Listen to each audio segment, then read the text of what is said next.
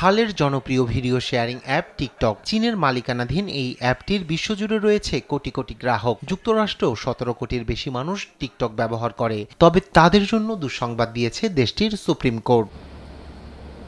স্থানীয় সময় শুক্রবার সুপ্রিম কোর্টের 9 বিচারকের একটি প্যানেল সর্বসম্মতভাবে যুক্তরাষ্ট্রে টিকটকের কার্যক্রম বন্ধের রায় দেন। রায়ের পর্যবেক্ষণে বলা হয়, ডিজিটাল যুগে ব্যবহারকারীর তথ্য সংগ্রহ সাধারণ চর্চা হলেও টিকটক তা মাত্রা ছাড়িয়েছে। এটি নিয়ন্ত্রণের সুযোগ না থাকায় যুক্তরাষ্ট্রের জাতীয় নিরাপত্তার জন্য উদ্বেগজনক।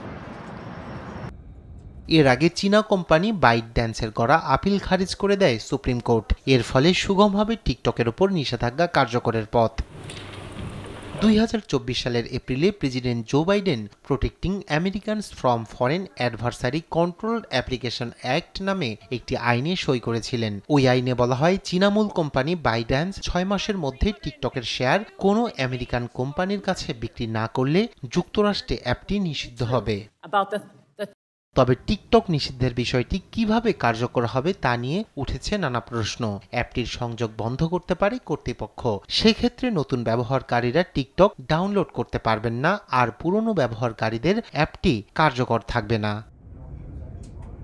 তবে এ পরিস্থিতি এড়াতে রাজনৈতিক হস্তক্ষেপের সম্ভাবনা এখনো রয়েছে। মেয়াদের শেষে এসে এ বিষয়ে হস্তক্ষেপের ইচ্ছা নেই বলে জানিয়েছেন জো বাইডেন। তবে পরবর্তী প্রেসিডেন্ট চাইলে এ বিষয়ে সিদ্ধান্ত নিতে পারেন বলে জানিয়েছেন তিনি। অন্যদিকে ডোনাল্ড ট্রাম্প জানান, টিকটকের বিষয়ে সিদ্ধান্ত নিতে খুব বেশি বিলম্ব করবেন না তিনি। সম্প্রতি চীনের প্রেসিডেন্ট শি জিনপিং এর সঙ্গে আলোচনায় টিকটকের বিষয়টিও অন্তর্ভুক্ত ছিল তার।